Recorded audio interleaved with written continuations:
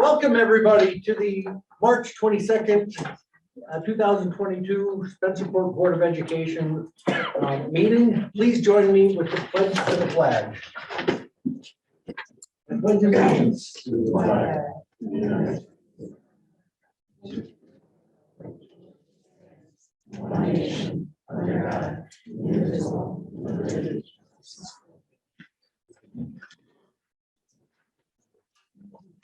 Thank you. So our first item on our agenda is approval of this evening's agenda. Do I have first Mr. Rackens, second Mr. Kincaid? All in favor? 7-0. Thank you so much. So it's a great honor and we love having so many people in our audience and we really appreciate you coming. So Jen, can you please come on up and share who you brought this evening? Yeah, so I am very excited. We have a full house tonight, so it's exciting to be back in person and to be able to recognize so many of our winter athletes. So I just want to stress how happy I am to be in person and doing this. Last winter, we were in a very different place. We actually had 2 winter seasons last year, so it's nice to have just one. But I am so proud of all of the accomplishments of all of these student athletes, in addition to all of the great things that they did in the pool, on the mat, up in the air. They also were incredible student athletes and leaders. So in addition to what you're going to hear tonight about their accomplishments, I do also just want to highlight that the following teams all did receive our Scholar Athlete recognition, which is just a testament again to the hard work and dedication of these student athletes on and off the field, but also just our learning community and the support that they get day in and day out. So boys and girls basketball, ice hockey, boys and girls bowling, boys swimming and dive, cheer, and boys and girls indoor track all received that honor this year.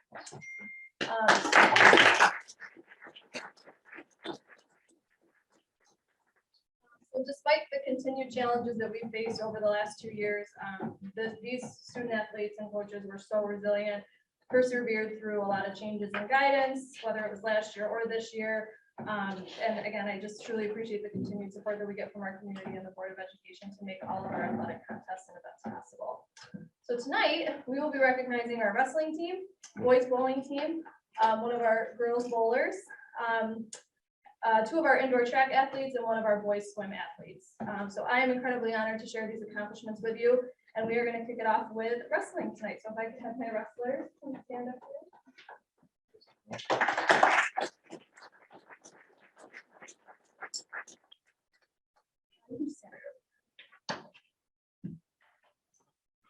So unfortunately, Coach Glover was not able to be here tonight, but he did send me a very detailed reading that I will share with you, and I'm very honored to read it on his behalf.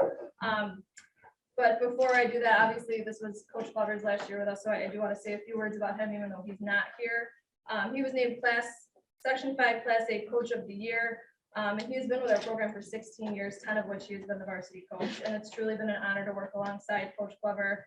I think both of these young men will say nothing but wonderful things, as well as any student athlete who's gone through his program. And I just want to thank him for all of his hard work and dedication to the culture that he's created. He's carried on a legacy here for sure. And I'm just honored to share the accomplishments of these young men on his behalf. So with me tonight, I have Joe Marcello and Jake Sherbin. They were 2 members of our team this year who helped lead our team to a 6th consecutive Monroe County championship and 4th consecutive sectional title. Specifically, these 2 young men qualified for the state tournament, along with the following athletes in their respective weight classes: Brian Zielinski at 102, Jake Sherbin at 170, Joe Marcello at 189, and Jackson Burns at 215. Jake finished 4th place at the state tournament, which is a huge accomplishment. He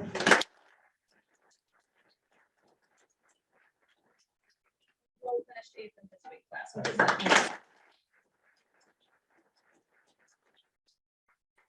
Coach Glover wanted me to share that these young men embody the values of the program, and he holds both of them very near and dear to his heart. And congratulations on an outstanding season, gentlemen.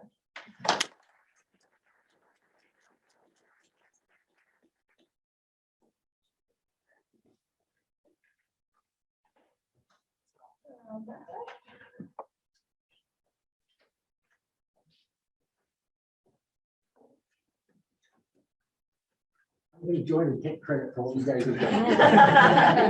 One side, one the other. Sure, and I'll hold it. Yeah. I'll take credit for what. Ready?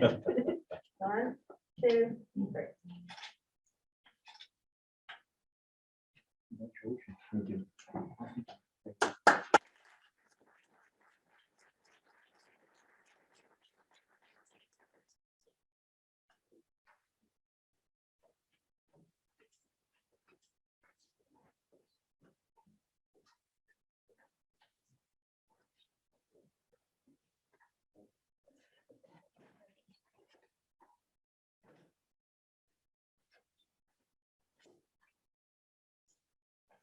Right, up next, I will be bringing up our boys bowling team as well as one of the members from our girls bowling team.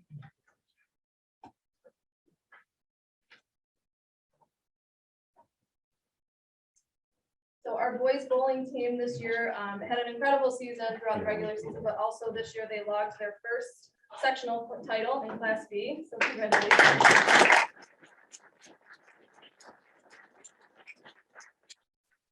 Hiding over here in the corner from our girls team actually qualified for the state composite team, and they actually took second place at the state championship.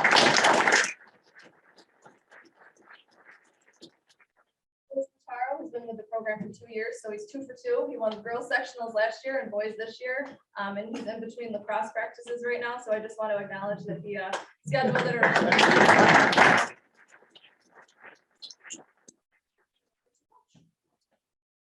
Hey, thank you for having us here today. It's an honor to be here. It's an honor for all of these bowlers who had an incredible year.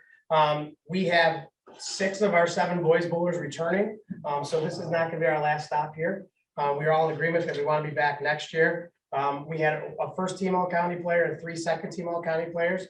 3 second team all-county players are here: Josh Winter, Manny Panetta, and Jesse Tacone. Jesse also bowled the 300 this year. It was our first one in 3 years. Decibel 300, we set the school record for most pinfalls at 3,331 in a match.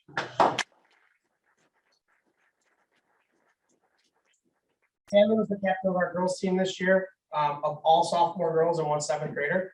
Sammy averaged a 193 during our regular season, and during sectional, she upped her average to a 204, which helped her qualify for the state composite team, where she also helped lead the comeback from being in 5th place to 6th in the final game with a 229, correct? Yeah, with a 229 in the final game. So all of these bowlers have a bright future. All of them are back. We're excited to come back here next year. To be recognized again. Thank you.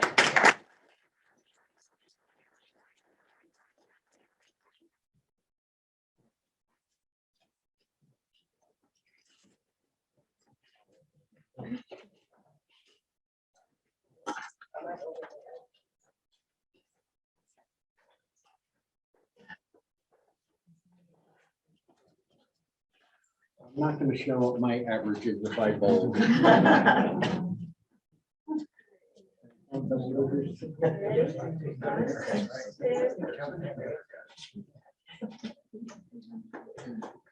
Look forward to seeing you all next year.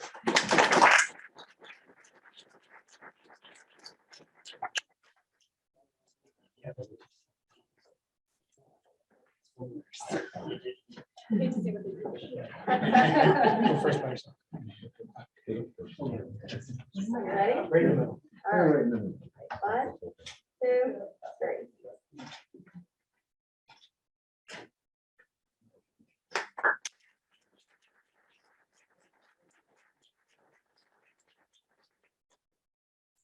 It is my privilege to now bring up Camden Keys from our boys swim team.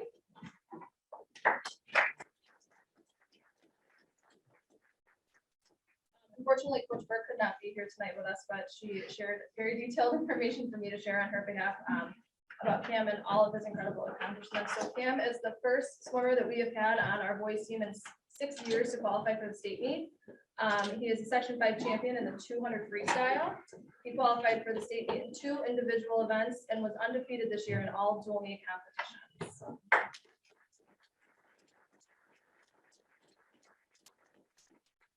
He's also a member of the AGR team, which will be coming out in the next couple of weeks. So not fully released yet. Also first team Monroe County and team captain this year. So we're very excited to see the things that are in store for you coming down the pipe, my friend, and congratulations on a great season.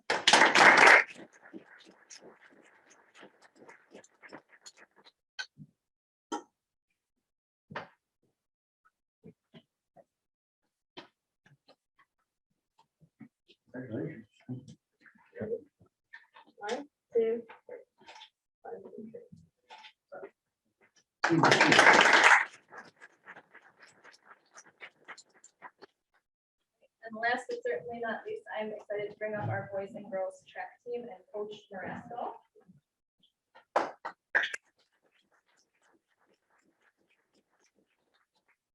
We have Emily Sugar and Jason Blutzko from our track team.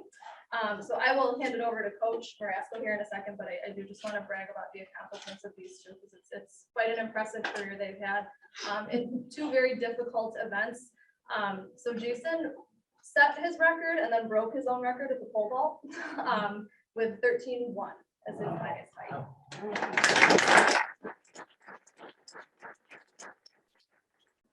And qualified for the state tournament. Emily qualified for the state tournament, won sectionals as well in the long jump, and placed 7th overall and 6th in federation.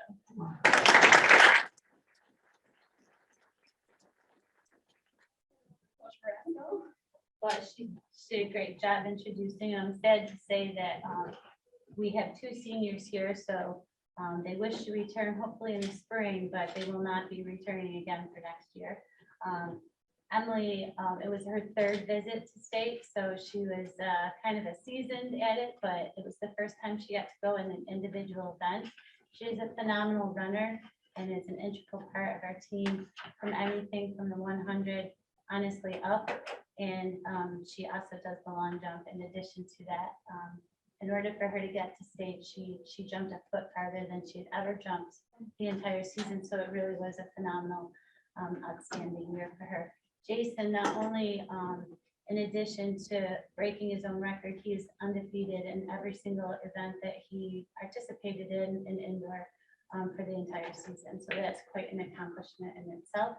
Both of them have been honored with first team All Greater Rochester, their captains, their leaders, and they will be great leaders. But they did a phenomenal job. And I would like to say thank you to Mrs. Placido and the school for allowing us to practice where we can and go and do what we can do, because if we weren't able to do that, we might not have had these things. So I really, we appreciate on behalf of all the coaches and athletes, thank you very much.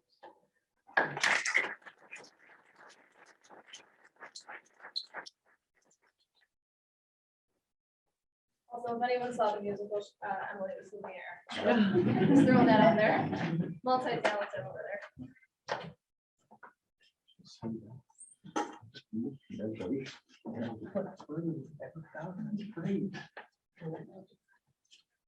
Ready? 1, 2, 3. 1, 2, 3.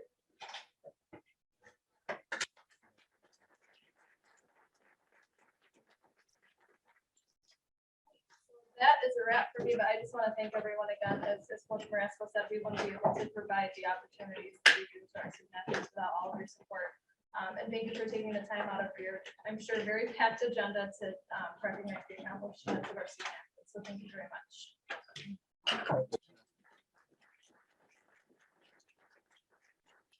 Oh, from all of us up here, you guys make us look so good. So thank you so much for everything you do and keep it up. So proud that we got through the hiccups of last year and the pandemic. I'd love to say we're done with it, but I think you guys are a great testament that we can do great things. So thank you all.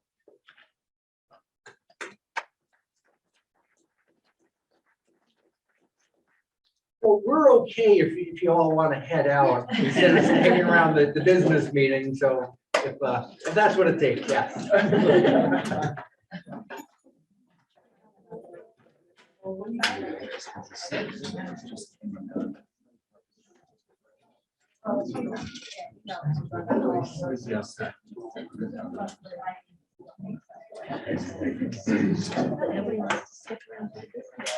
Yeah, right. I mean, just get it now.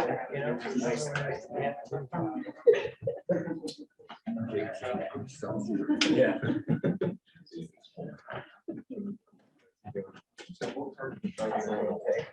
Yeah. Sorry, Jake, you have to stay. And we know your name. It's gonna be a great meeting.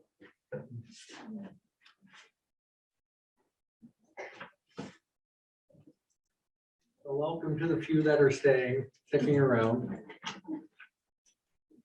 So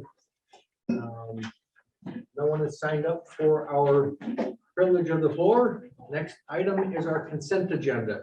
For those that are here for participation in government, what consent agenda is, a list of items that are just administrative in nature that we approve in one single vote rather than long discussions about items that we've received all the information about in advance. So with that, do I have a motion for the consent agenda? Make a motion to approve the consent agenda. First Lori, second Kate. All in favor? 7-0. That approves consent agenda. So Board of Education reports. I have been on the down low, so there's not much for me to share with you all today.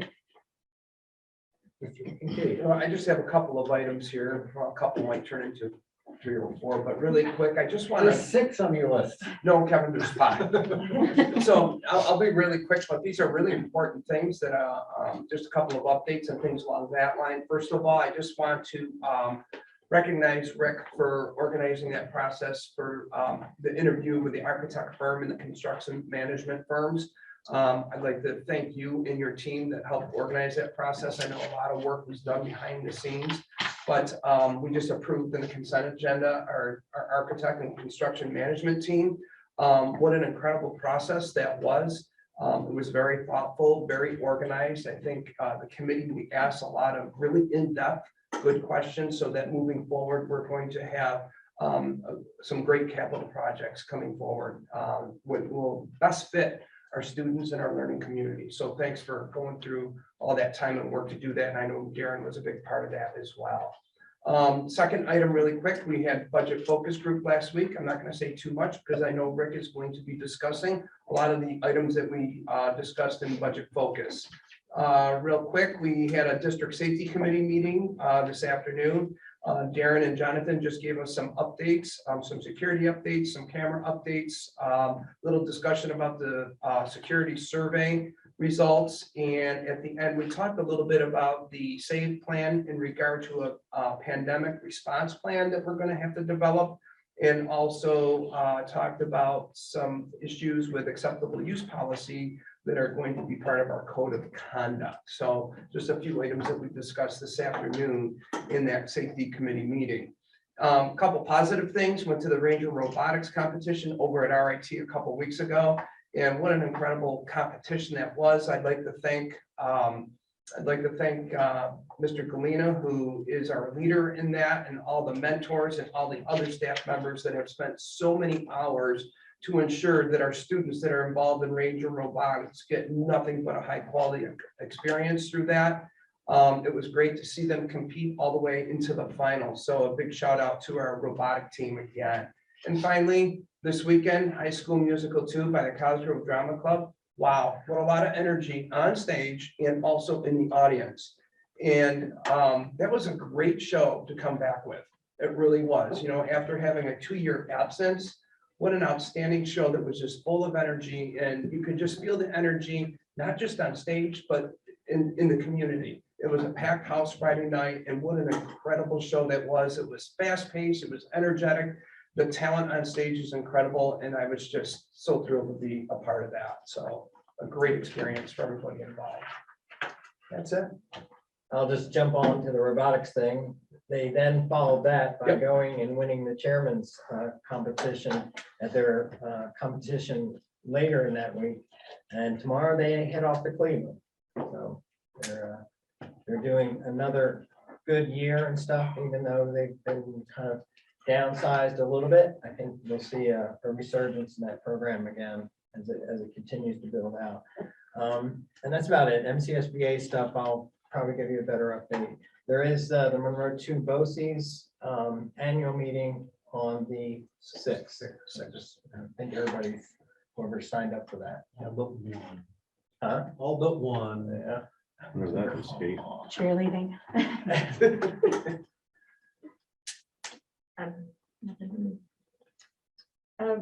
Just, I attended the Monroe County School Board Association's Legislative Affairs. I have handouts if anybody wants to take a look at them. It's some updates just in terms of reasonable accommodations. And I went to the Cosgrove musical as well. It was remarkable. It is. And the talent of some of the students coming up is wonderful to see. They were excited and it was fun to watch and it was entertaining to be there. And, you know, you see these kids up on stage and they open their mouths and out comes this voice that you can't believe that a body contains. So it's my secret self. I can't sing one note or read music, but if I could, I wish I was that. That's it. You bet, you know. So two things, I attended the COVID task force at the official title a couple weeks ago, and it's just interesting, you know, even here, we're taking a pause, but there's still so much information that has to be compiled, and it's just unbelievable. And I did attend the safety meeting with Greg this evening, and just one thing was they talked about the vaping situation, which we know it's an issue, and what Darren and company is doing to circumvent that with some possible technology. And they're going to start working now and around break time to install some new cameras in the building, new, bigger, better, faster cameras, as you know. But I have a personal thank you from my daughter because she was able to go to her chair banquet last night. So that stuff starting back up is very exciting. And so we did that and it was awesome. And that's about it. I too was at the high school musical too, and the voices that came out of those kids, and I almost thought there's someone behind stage with some of these kids, that their voices were that good. It was really incredible to hear that. So that was a great I show. just want to add one thing, and the amount of time that staff has put in to putting on that production. I think that we certainly recognize as a board that we know it is not a day of event. no, That has been going on for weeks and months, and the planning and the preparation, and the nights are long. And the recognition is small, so Right. we don't want to forget that has a lot of adults there being equally supportive, and the parents volunteering, and it's a good show of community. You know, Leah, if you look at, I fully agree, and if we look at two of the things that we've talked about tonight, robotics and performing arts, the drama clubs, really have to continue to support those operations in our district because they are very important. They're very important to our students, and also the incredible amount of hours in robotics and drama that people put in above and beyond of what's expected is just incredible. We're so fortunate here at Spencerport to have the people that we have that guide our students through these extracurricular activities, especially now that we're coming back and able to do more of that. And we're so fortunate here at Spencerport. Incredible. I forgot one thing, I think it was 2 weeks ago, high school had their concert band concert at the high school. And for the, you know, of course, you know, Ben Osborne and Joe Pompili, and I get other teachers' names, but that teach music. But it was a full house and they sounded just amazing. It's unbelievable. I'm sure you know. Your There's daughter was another there. concert tomorrow night. Tomorrow Oh, night. okay. I was just gonna say that tomorrow night. Where's tomorrow? Where? High school. Oh, High school. Combined. Yeah. Okay. Yeah, so it was What time was that? 7 p.m. at the CAC. oh, the playing there. With that, Superintendent Swan. Yeah, thank you. So you hit on all of my bright spots.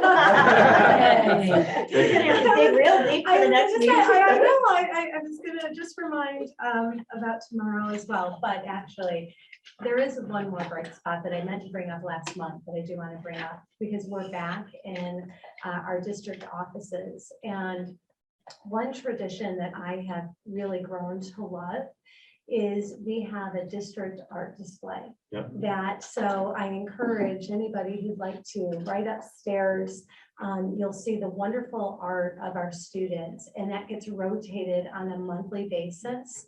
And I have grown to really look forward to that rotation and the love of the art that is displayed on a monthly basis. So we're highlighting Cosgrove Middle School students this month. There's ceramics and some still drawings, but I encourage you to see that. Just, Leah, you had mentioned it. There isn't a month that goes by that I think, and I've had conversation with colleagues, I cannot believe this is the art that is produced from young students. It's just the talent is incredible. So, They used to have it here a couple of times. It was in the. There'll be an art Yeah. show Yeah, later in yeah. the spring. but I encourage you if you'd like to see it. And, yeah, the display. So, well, wonderful things to celebrate in our school, that's for sure. And so now I'd like to invite Jonathan up. We're going to transition to some of our presentations, and we're going to jump into our policies.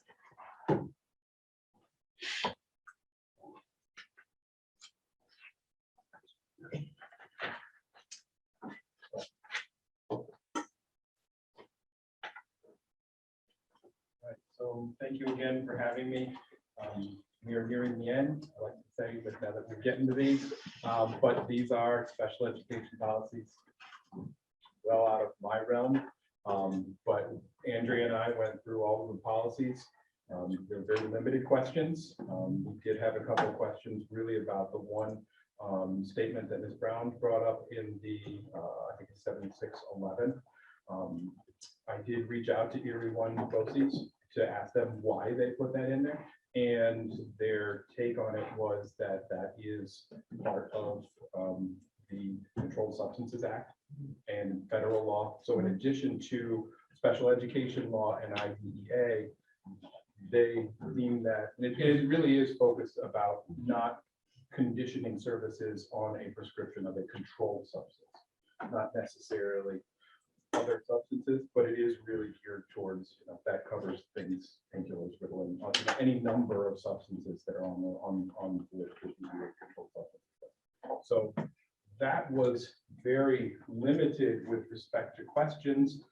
If we want to have more conversation about that one in particular or any of the other policies, a lot of it is really just updating. These policies mostly were from 1999. Well, before ESSA, before a lot of changes to IDA, a lot of litigation has happened since '99, and these policies will just really bring us up into compliance with what we should have and what we should be putting out as a board to our staff, so that everyone knows what the parameters are for all of these special education decisions. When were they allowed legalese? Yes. I probably knows, and I know it came into the next too, is that there's just some things that, because there's a lot of legal tied to it, there's not a lot of flex in these policies, right? Yeah, and for many, you end up in, litigation. Right. With arbitration, and there are policies regarding that process as well. Of course, we will try to avoid all of that and work with Andrea and the special ed team. But yeah, it's a lot. And I'm assuming the answer to this question is a yes, but when some of the special ed laws change as time goes on, obviously we're notified of that. Is there a tracking that we use so that we have to change the policy, we can, instead of waiting for us to review these policies? So is there anything in place? So once we are done with this and all our policies are essentially caught up, so we'll be giving Erie One BOCES the policies, and these are 99 policies because that's when we started this process. So there's still a little more update, get the final manual, adopt those. And then I believe we are maintaining our subscription to their quarterly service where they give us updates on policies that need to be up, that they see as a need to be updated. Now there may be some delay with what you see in the news versus what they put out. Sexual harassment. They were very concerned about the language that was coming out. They delayed until such time as they had sufficient time to review the policies to send those out. But they will eventually update those policies and send us something that for us to consider, or for you guys to consider as an adoption and to stay up to date with those. Right, and I think my questions though stem from the fact that we're required by law to follow those regulations, whether or not we have it in our board policy or not. Right. So that was really the question as to what, if we are required by law to follow, obviously, the legal parameter. We're adding it to a policy. What was the addition of adding it to the policy? Sometimes the law itself requires you to add it to. That was, and that's what I was, And I struggled to find that specific for that provision, but I did find in one of the New York State School Board their statement regarding our need to have a number of policies and procedures in place for special education, just not down to that granular level of that specific line.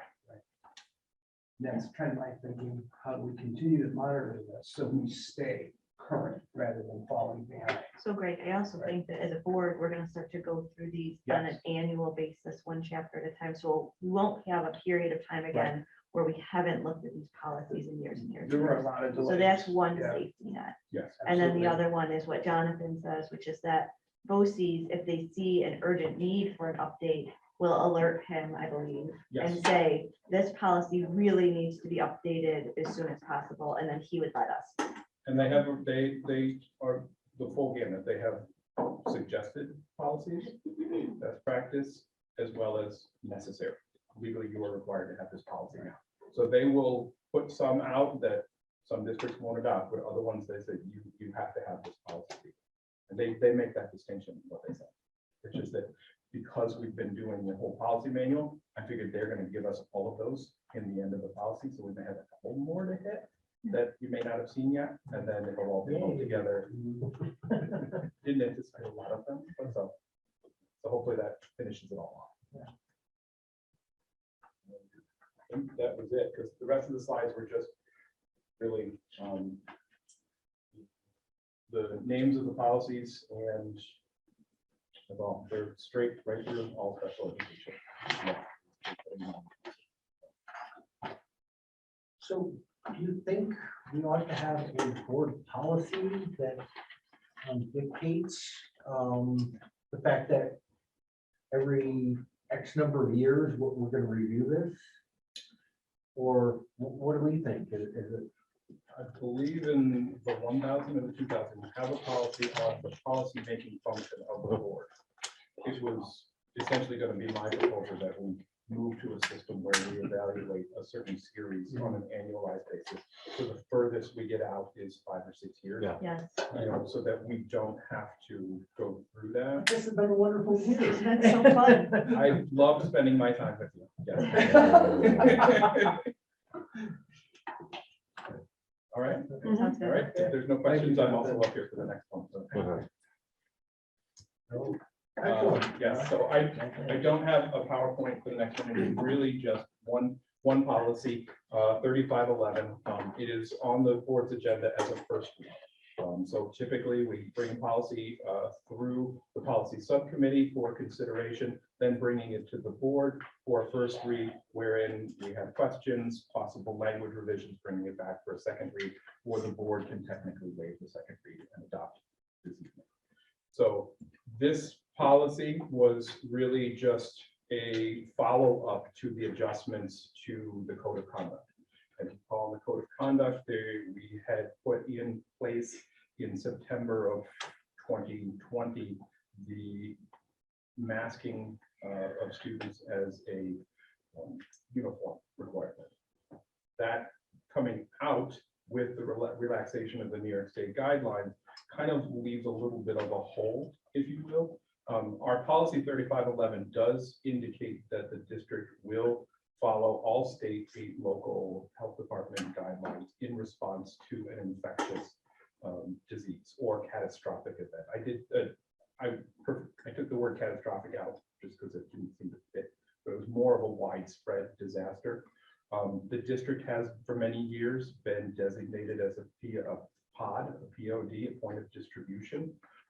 When those plans were developed, particularly like something like anthrax, issuing vaccines, or whatever the medical response would be to that. I think we've learned now going through a pandemic that could take some time to develop those vaccines. So in the interim, if there are mitigation strategies that the superintendent needs to impose throughout the district, this language really just clarifies in the policy that the administration has the ability to do that. It's really a pull together of policy that was adopted by by 3 other districts that we know of right now, and then made to fit what we have in Spencerport. Because even this policy as a base was not in the Erie 1 manual. This is one that we, I think, had in place, that was put in place after H1N1 in 2000. My overarching comment about it is I'm very concerned about the part where we do something outside of direction from either the Monroe County Health Department or the state health department, the state ed. I'm just trying to envision how that plays. And we're not medical experts. We have a medical director, but again, while she's learned a lot over the past 2 years, no doubt, it's not her role to make calls about policy related to public health. And so I think I'm concerned we set ourselves up for not only pitchforks and torches, but litigation. If we, as a district, try to make medical policy decisions and say, we're going to put kids in masks, we're going to do X, Y, Z, whatever it might be and stuff. I can envision putting in place safeguards relative to cleaning or disinfecting, different classrooms and how that's going to play.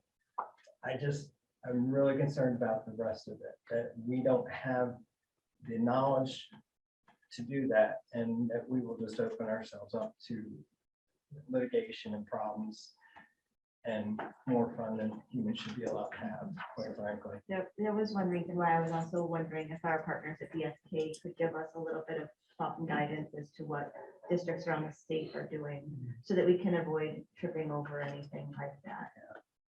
I think that we need to have that at the very least. I'd love to see what they come back and say. Right.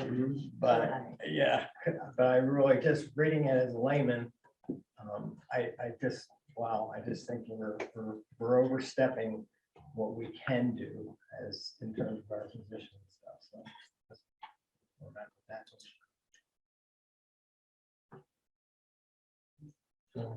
yeah. So no getting past first read. Okay, Yeah, I I agree. think we need to find more out A little more from information. BSK. And I think that that's fair and, good feedback. We have questions into our attorneys. So we'll certainly, continue to learn what they're seeing across the state. And navigating, which is really, continues to be new to us. Like how do you navigate now coming out of the pandemic? Right. So I appreciate the feedback, and again, we'll continue to research with our attorneys that information and get back to the board. Thank you. Perfect. All right, yeah. Thank you. Any say for the budget? Turn that over to Rick. Sure.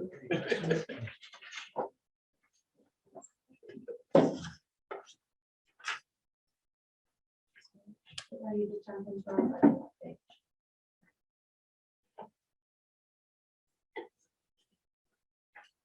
Well, I thought I had 30 minutes, I only have 20. I'm gonna talk fast, 15. Any questions? All right, so again, this is really your first blush at seeing expense side of the overall budget. Again, just to reiterate, we're still evaluating quite a few things. This is what's been presented to the budget focus group thus far. So similar to our financial statements, this is just a point in time. As an update, I think back on February 15th, provided you a revenue update. I just want to share with you what's changed since then. We've had to change the foundation aid, which is positive, about 25 grand. And then I've made adjustments to transportation, public and private excess cost, as well as urban suburban aid. The reasons for the public and private excess cost aid is as we were working through the special education budget with Andrea. We were identifying some students that we had not originally identified in the current year, which impacts next year's aid. So we made that adjustment, and then I took a percentage off, knowing that I've already seen a concern right now that I want to be a little bit more conservative because that enrollment is still changing. So overall, unfortunately, it's going the wrong way of about $213,000. Without transportation, that's kind of unique with that down the change. Rounding numbers.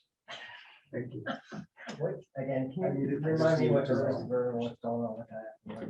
Seeing that. So again, that's based on probably about a 6 or 7 step formula, some of which is based on the Rochester City School District data. But similar to what happened this year, I made sure to go back when we made the change to foundation aid is a piece of that formula. So when I made the change to foundation aid, it changed the urban suburban. Okay. Rick, can I just ask a question? When you said found, you had students that were like found through child found in terms of students with the, I'm sorry, I'm just No, not we looking at didn't- the we didn't private identify- access cost. We didn't for the excess cost aid.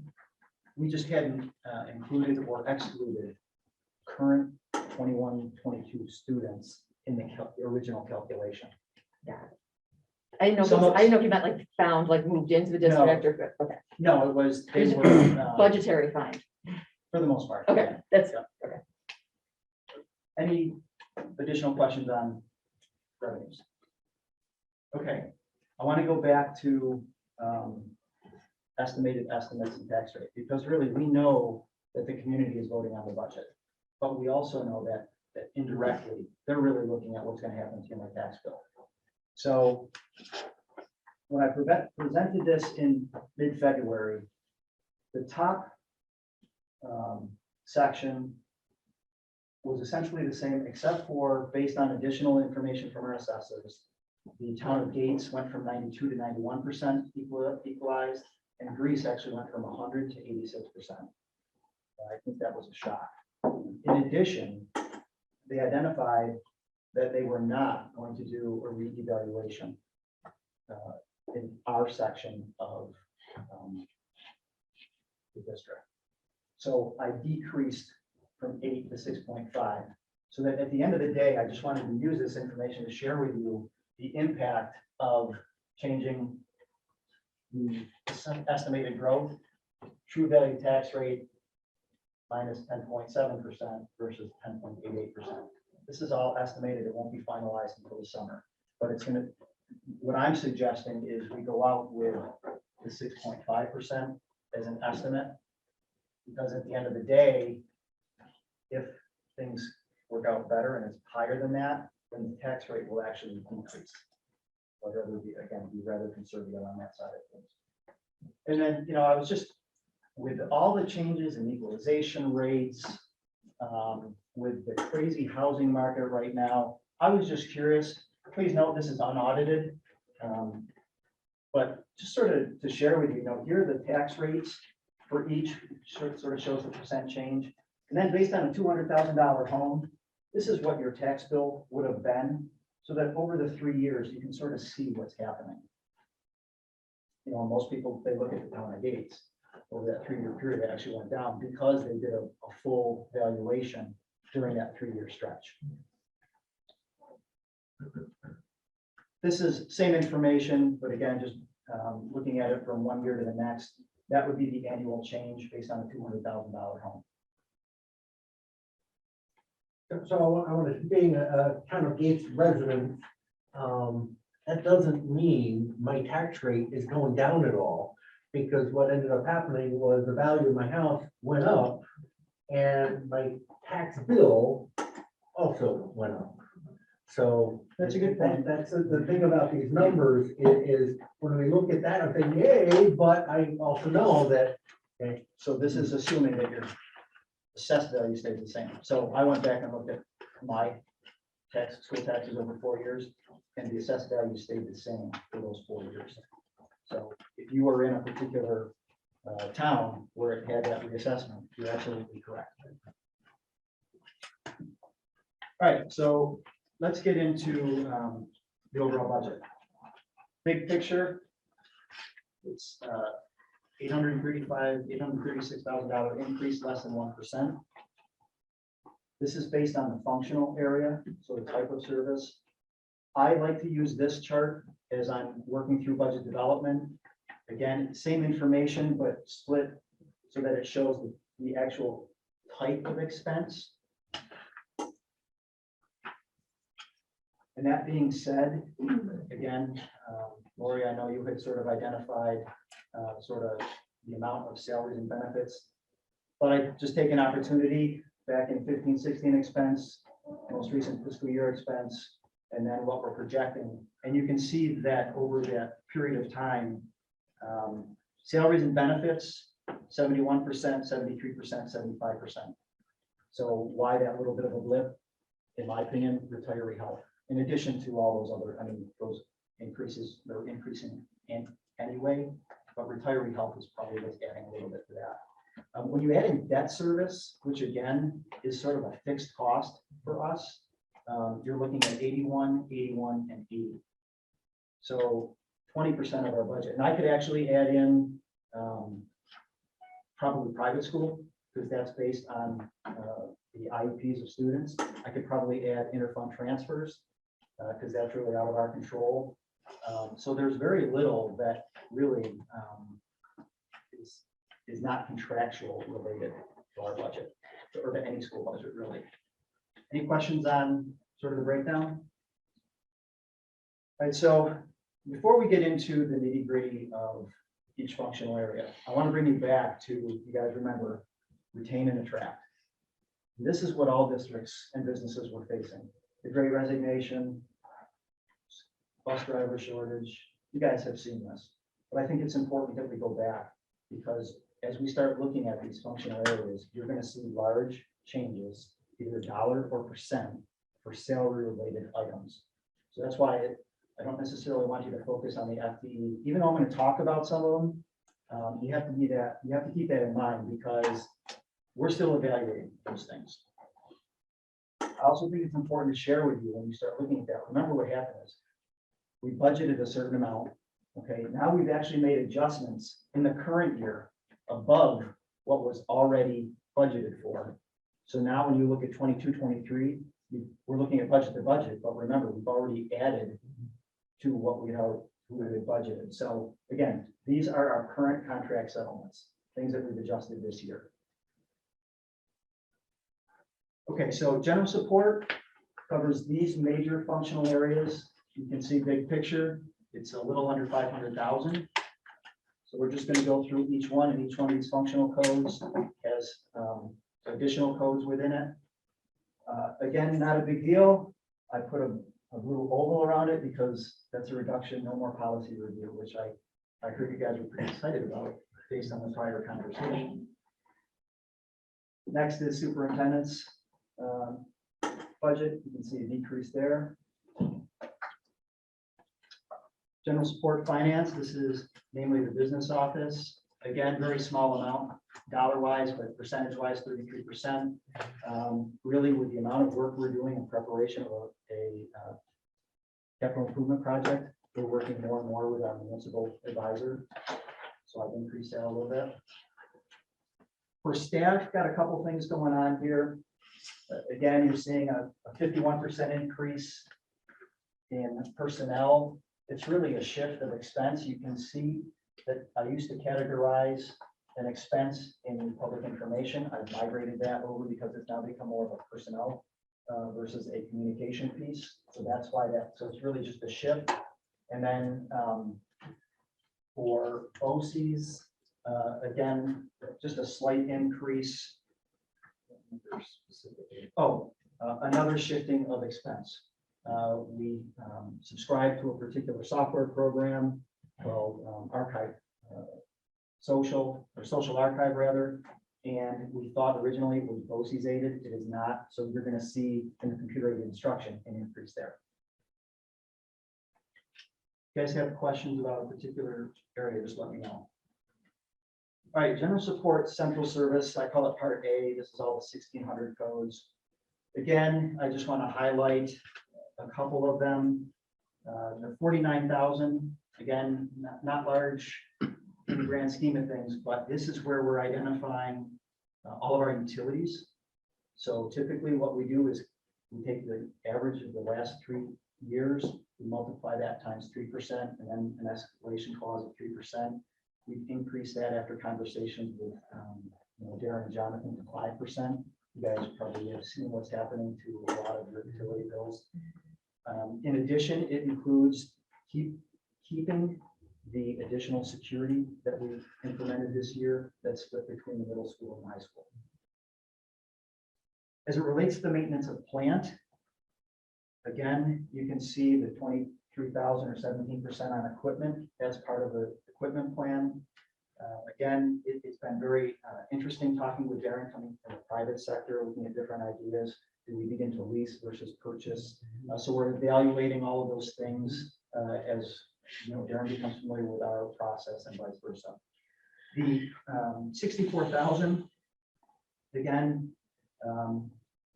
that's an increase in what we call the building repair. I think every time you guys have gone through a building walkthrough, I've heard something about something needing repair. So this is an effort to begin to address those through our general fund budget, more so than our capital fund. So everybody shaking their head. That's a good increase. I think. So are those items that are on there, is that just a general increase, or are they very specific items that Aaron has said, okay, here's what we need, or is that just, I want to say generic, but is it just increasing the budget so we can, or were there specific items? There are, it's both, a little bit of both. I mean, that 400 code is, what we were finding was that there were a lot of preventive maintenance type expenses as well. So we've sort of split that, but we do have specific areas in there that we're addressing. Can some of those repairs be done in-house? Yes. Okay, the second part of the central services includes central printing and mailing and data processing. I just want to highlight under the central data processing, again, you know, not a large dollar amount, when we're talking about an $88 million budget. But this was an unintended consequence when our data person within the central data retired last year. There was some reporting that was specific to what we needed. So we went through BOCES to do that. Again, we're seeing a cost there, but you're going to see the reflection on the revenue side because we're using BOCES. General support special items, again, sort of that catch-all for many of the administrative. The largest increase here of the 80,000 overall is 71 in the BOCES. Again, in talking to the business official at BOCES, they're seeing very similar things that the rest of the school districts are seeing. So retain and attract, minimum wage and the compression, retirement, all of those things. That's what's causing a large piece of that increase. I will share with you that in talking to Mr. Rowland, the average program increases were 2.5% or less. Any questions on general support? Because we're going to get into instruction. Okay, so again, large piece of our budget. Those are the four major categories in total, about $1.9 million. So the administration covers four different areas. Just going to highlight a few. And again, these are just things that, as I look, you know, what's happening. This is a direct result of retain and attract and what we've done with the financial to the contracts. For this section of BOCES, again, we look at trend line data many times when we're looking at this. So, you know, as you look at this, you know, the expenses haven't hit 90,000, but yet we're budgeting 124. Well, in the 1920 year, we had budgeted for assessment scoring. Well, they didn't have assessments, so we're planning to do that. That should be in this year, so that's what we're capturing. For the, again, instructional salaries, even though I told you don't be concerned about FTE, I do want the ones I am familiar with, I want to point them out to you, but that explains 162%. We had 0.5. We bumped it to 1. They support just different areas. And then finally, the BOCES services. This was an interesting one. I anticipated seeing something new, and really that's just an increase. We added 5,000 for professional development, and it was a $2,500 increase just on some of the software that they use. But other than that, all of the services are the same. Very quick question, and I don't, maybe this is on the wrong section. You know, we heard from Joe Galena in terms of support for that program and things that he's kind of asking for. I think we heard from Andrew some things that are in the special ed program too, that, so I'm just curious as to what degree we've thought about, addressed any of those things that we heard about 2 weeks ago or whenever it was. So, and I'll break them up. The robotics thing is a separate thing. So I just don't know if there's been talk about, doing something with those additional stipends, doing any other budgetary support to the program. Because he was quite detailed and quite specific about some things. So Gary, to be honest, over the last month and a half, the amount of requests and needs that I've received, that I know Cabinet has received, have really been tremendous. And, we talked even about the policy, like, what does it mean to come out of a pandemic? So we have met with all of the principals, we've met with teacher leaders, and we've really started to take those needs and starting to have people and have difficult conversations around what is the priority around this. And that's why Rick was saying, we'll be sharing that with the board soon, because we're still finalizing some of those priority needs. But that's really the work that we've been doing over the last month. Okay. And,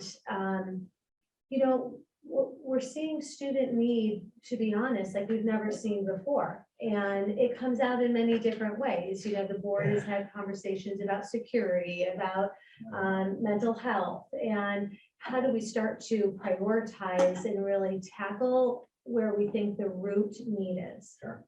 Okay, that's Yeah. good to know. Yeah. Again, I was bringing up something specific we heard about, but Yeah. good to know that there's this going on behind the scenes. Yeah. So, thank you. So teaching part A, again, just two things that are highlighted, the materials and supplies of 55,000. I just again want to highlight Ty and his team have looked at technology curriculum, putting about $42,000 in there to get that up to where it needs to be. So that's a large part of the materials and supplies.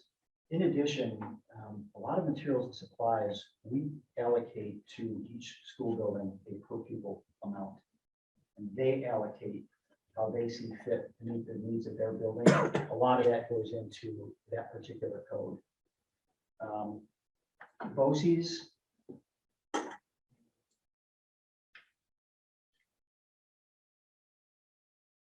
The reason for that increase really is sort of a reshuffling of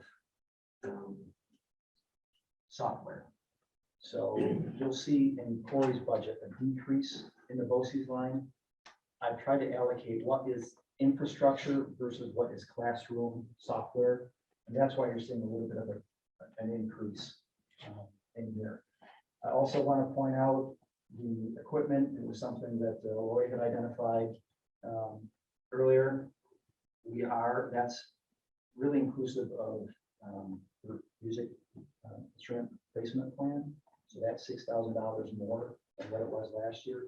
It also includes, Gary, to your point about extracurricular and clubs and activities, the replacement of the drums for the drum. So seeing those drones hit the ground during the homecoming parade and comment, hey, it works. All right, the rest of instruction, again, students with disabilities. This is an area I shared with the budget focus group. We have consistently run about $200,000 over budget, in large part just because of the in and out of students with disabilities. You can see a large increase in the tuition all other. We've, based on the IEPs, we've had students who are now attending private schools. I know that Andrea and her team do as much as they can to bring them back in-house, but some students just require services that we can't provide, nor that BOCES can provide. So you're seeing an increase there. As far as the 2280, again, $79,000 increase. This is not a number that we generate. It's given to us by BOCES based on the December enrollment, typically for local.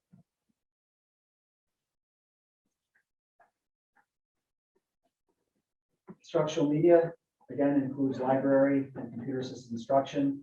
Not a lot of change. We had some turnover in the library. That's why you're seeing some of the decrease in the salary area. And as I mentioned and alluded to before, the $55,000 increase, it's just that reshuffling of infrastructure software versus classroom. Any questions on the instructional media? Okay, pupil services includes a variety of different areas. I think what I want to point out here, when you look at guidance, again, you're seeing an increase of 0.5. The reason for that, you don't have more staff. The staffing is flat there. But we had to address some certain things within the federal grant called the IDEA. We had to shift 0.1 of people's salaries there. So we're shifting it back because we don't have to meet that need anymore.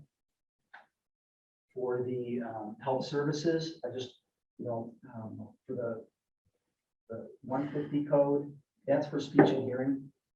The 160 code are for the nurses. And the reason you're seeing a decrease there was due to an error in the current year on summer days. What's the big decrease under the psychological services? At that, retirement. Okay. To your conversation though, about what you're prioritizing and stuff, is that a concern that we're gonna need to actually increase that to cover additional mental health needs and things? This would be school psychology services or? Yeah. Yes. Yeah. We've heard across the board, requests to look at different options, and those options might be, how might we have smaller class sizes to allow teachers to connect and serve students right in the day-to-day. And again, those are some of the priorities. That doesn't mean that we're not talking about mental health services, but again, it's the balance of all of the requests that are coming in, and across the system, there is a request around us really considering classroom sizes and creating smaller classroom sizes when and where we can. And so we're really contemplating how to do that to meet kids in the moment in their classroom settings. The position numbers haven't changed in the school Right, side. The right. difference is just difference in Yes. salary. Yep. Yeah. And, remember, federal stimulus plays a role in here. Yeah. So we've done things through the federal stimulus that's addressing many of the SEL needs. So refresh my memory, what happened between 2000, Here and here, yeah, on what I did yesterday. All right, I'm just teasing now.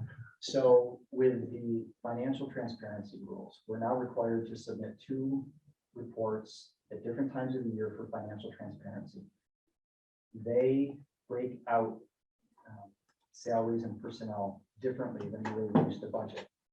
A lot of these services used to be a portion within the pupil services and then a portion of the 2250 students with disabilities. Because of the change in the financial transparency, we shifted those so that now we're reporting a 1.0 FTE here versus probably a 0.2 was what it used to be. So it's a reshuffling based on new reporting requirements that so in some of these, we'll see a $350,000 drop in that. I'm looking at psychological services, goes from 90 to 420, so that 300 is gonna show up somewhere else. Yes. Yeah, it would have shown up. Well, it's shown up here. You're gonna see the reduction in students with disabilities. And Rick, the materials and supplies that jumped up, was that COVID related? For which, Under health services, 104. 104, 316? You got it circled there, blue circle. oh, this? Yep. Because that was 2021, so I'm just wondering if it's. Oh, you know what? I circled that because 2021, this was where the CARES Act was. Mhm. So that's all the PPE, Yeah, all yeah. the things that we've identified that we were reimbursed through the Federal CARES Act.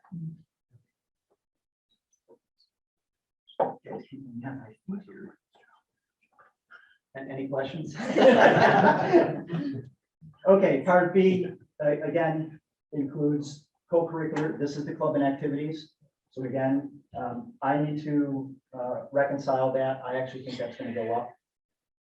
Because when you look at the trend, 100, 105, then we had COVID hit, so you see the decrease. So I will be looking at that a little more closely.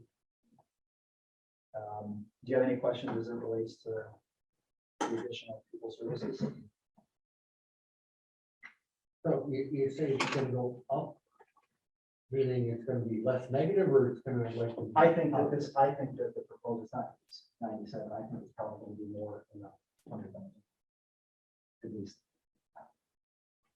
Which is, I think, what our conversation been, we need some more support for that. It's all contractual. So, at this stage. Okay, let's go to transportation. So again, I'm just highlighting some areas.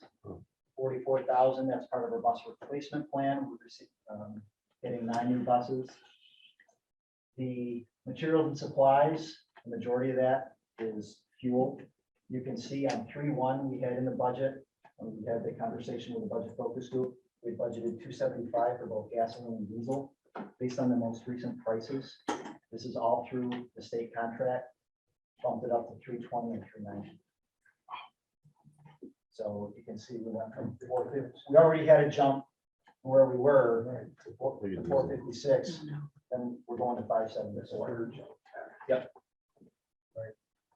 So again, we get aid on the transportation expenses. This would qualify for that. So yes, it's a large increase. But we should receive aid on the following side. But just so you know, I did not change the transportation aid. Any questions on transportation? Just $10,000. Again, it was an error and omission from last year. It's really to address repair needs to the garage. So for instance, the overhead doors are in pretty bad shape. So that's a specific item that we wanted to include. Yep, remind me, how old is the transportation building? Exact year. Ballpark, I'm It's one, gonna think 92. yeah. Okay. It's 30. It's getting there. Yeah. Yeah, as you know, we're It's a having pattern trouble we're with starting- this. That's a pattern we're starting to see. Yeah. All right, so undistributed, the major portion of that includes benefits. You can see what we've listed here. I've circled the state retirement. You can see a decrease there. That number is not generated by me. I use that number that's generated by the ERS, the pension system. Teachers' retirement, slight increase. I do calculate that. Social Security is simply all of our salaries multiplied by FICA. Workers' comp, again, you can see a decrease there for the second year in a row. What happens there is that they sort of take a 5-year average or a 5-year look at all of our claims. We had a very high year. At one point in time, that's dropped off, which is allowing us to come in with a lower premium. We are still a little bit lower than what we, using the consortium, than what we would do through the New York State Insurance Fund. Obviously, the biggest portion of that is hospital, medical, dental. And again, how I budget for this is I take a snapshot in time. So in this case, it's March. And I include everyone who's on the March statement. And then it's 6 months of the current year premium. And then I forecast the next 6 months. For RASH 1, I budgeted 9%. The actual for this year was 7.3. And the RASH and what we call Medicare of choice, I budgeted 10%. They came in at 5%. So that's what you're seeing there. Any questions on employee benefits? Okay, undistributed also includes debt service and interfund transfers. You can see the large drop on our debt service, our 2000 capital project. Debt service has fallen off of the books. That's why you're seeing such a large decrease. The increase you're seeing in the transfer special aid fund, we have additional students who are attending the Rochester School for the Deaf. It's a state-supported school. Districts are required to pay a certain percentage of that. In our case, it's been typically around 14%. We're also required to pay 20% for the summer school handicap. So where does that bring us? Estimated revenues at 86.5. Estimated expense at this point in time is 88.2, which leaves us in a hole of 1.7.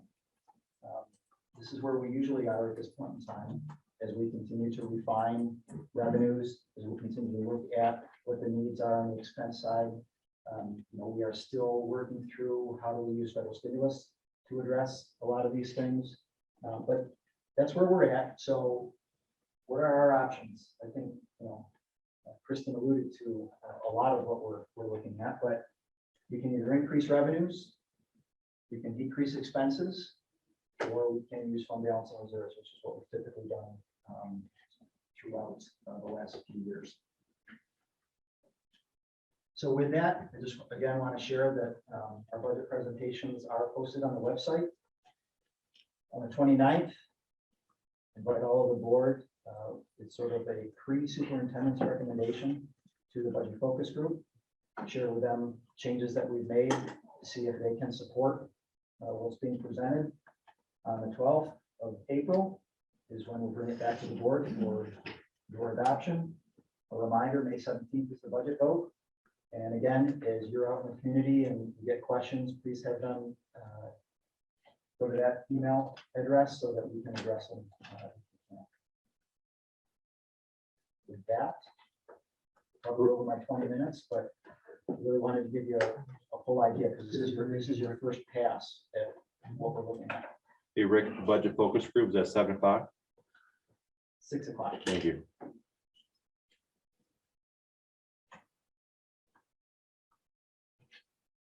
So you expect by that budget focus group to reconcile the 1.7 in terms of what you're going to do? Yes. A lot of it may depend also very on, I don't think a lot is going to change on the state. I don't think she's, Governor Hochul is, really funded, been true to her word of funding foundation aid and keeping no changes to the formulas that are expense driven. None of the things that we've seen over the last several years. So as far as those choices, increase revenue, increase expense, where are we in terms of tax rate, in terms of increasing revenue versus jumping into going right to the reserves and things like that? Here's your question for me. Okay, we didn't talk about it tonight, and I'm just curious where we're at in terms of our tax cap, the rate that you're proposing that we do, and whether there's room in there to help offset the 1.7 versus just using reserve funds. Okay, so thank you. We are at our tax cap, and what's I've shared with you is the maximum allowable levy.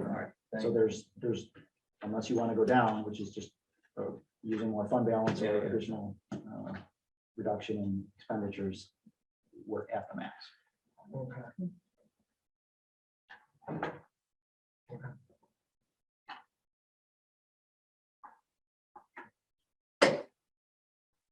Not a silence room, don't I think those are the hard decisions and prioritizing, and Rick and Jamie, Ty and I are also meeting consistently around the federal stimulus funds and some of the initiatives that we're thinking should be priorities, are priorities for student learning, student mental health.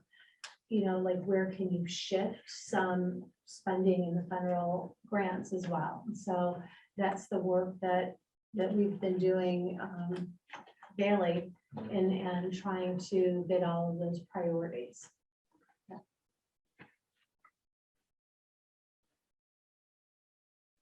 Any other thoughts or questions about the budget? Thank you, Mayor. Appreciate it. So we have the financial report. All right, so.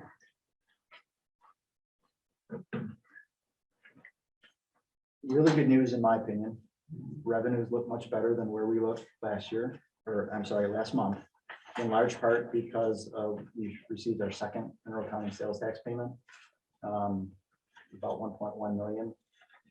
So I actually, based on that, I increased our estimated sales tax by 700,000, which is the main increase of why we're seeing that. I also think that, again, based on conversations, as I alluded to earlier, I think we're going to see an increase in excess cost aid. I've worked with Andrea and with Nicole to sort of fine tune our processes. So I think that's going to be another increase for us at some point. It's just a matter of when those changes take effect. So the right side is, I think we will come in a little bit better than what we had projected. On the expense side, again, had an opportunity to take a look at some of the smaller functional areas. Do see some savings in those, really based on some contractual, some salary related where I know someone left, someone came in. So we're seeing about $113,000 there. I think that we're going to see additional savings as I start looking at some of the larger functional areas. So the real question becomes, are we going to generate surplus? I really won't know that probably more till April. That's when April 15th is when I think all of the salary adjustments will be made. But remember, we subsidized our budget by 1.4 million this year. So even though you're seeing an increase, we're going to get more in revenue. If I don't generate enough surplus or under expend the budget, we still may not see a surplus. So that's what I'm evaluating and tracking. Any questions on general fund? For school lunch, again, another positive note, I think the free meals have really helped with the revenue. I've been having conversations with Jonathan and Gary, along with Nicole. We think we're going to have a decent surplus there. I think you're going to start seeing we're going to bring some things forward to help Gary purchase some of the things that he's been in need of over the last few years. Had a conversation with our auditor about how best to do that. So more to follow on that as we get closer to the end. Do you know how long it might be extended for? Yeah, that's not good. So not good news. Yeah, that's Yeah. not the good news. Pretty sure that it will Oh, next probably year? end at the end of this year. Yeah. And, Gary Pete to the, advocating to the legislators in that, I would do less on the electric buses and more Yeah. on school. We're not lunch. worried about the electric buses so much as that. Yeah. So, Yeah. so any questions as it relates to general fund or school lunch? I just want to clarify, and in what year? This Twenty year. twenty, This end of this June. year, right? Yes, They that's what I- haven't issued an extension. That's what I've heard, correct. And they're making, in DC, the word is they're not going to. It's going to be a big fight, but they're not going to. I read that, but I was assuming, and we've budgeted for that change of difference. So that's in the school lunch fund. It's managed separately. Separate. The board- We don't approve that, but But we generated revenue from it. Yes. That's not the general fund, Yeah. the school lunch fund. Right. I just want to be clear. I mean, within the school lunch fund. I totally get the different bucket. What I'm saying though is that we've generated revenue from there for people to purchase of equipment, those kind of Yes. things, but that we wouldn't be seeing that level of revenue coming into that bucket. I'm not talking about a different bucket, just that bucket. That's correct. That bucket's always in the red. Yeah. I got a bucket. I know, I got it. Yeah. I'm just trying to say, but like, so what I'm saying is that we can't look to continue those kind of gains No. at the end of this program. That's my point. Wishful thinking.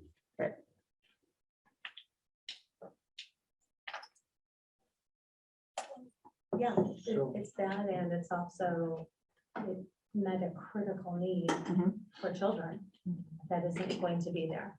And so then that adds to the complexity of what we've been talking today and how a district meets the comprehensive needs of their students. And critical needs for families. And families. But then when you come with budget of a certain percentage, you're looking at tax increases and, you know, I mean, as we all know, everybody's money is, you know, everybody's paying more for gas and paying more. So like, as you see that start to, it's all cumulative, right? So our budget may have looked like this much, but everybody's little piece adds up for people.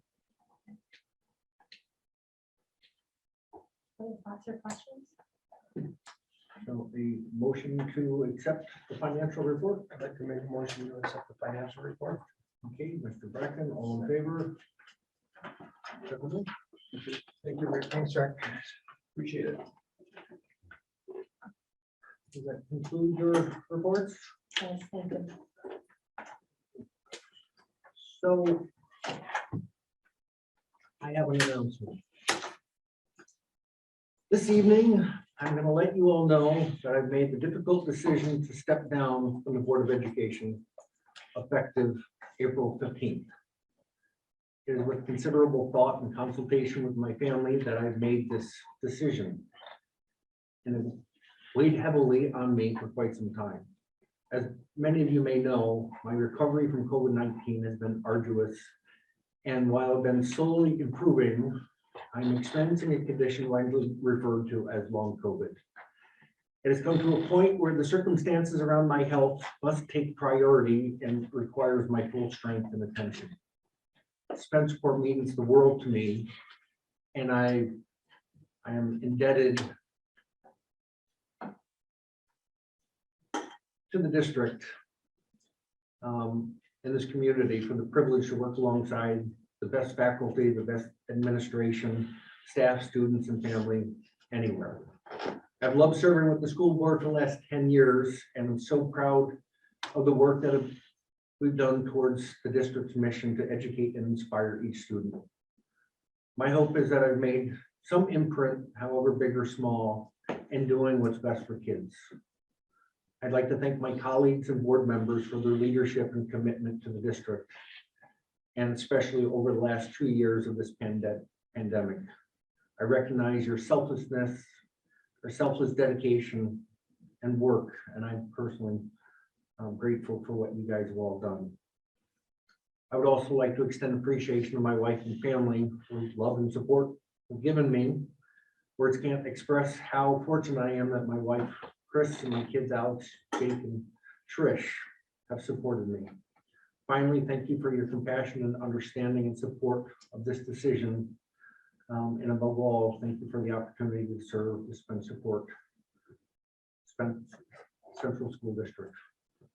Thank you all so much. With that, I make a motion to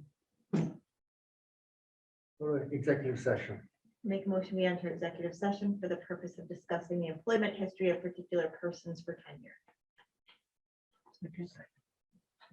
All in favor?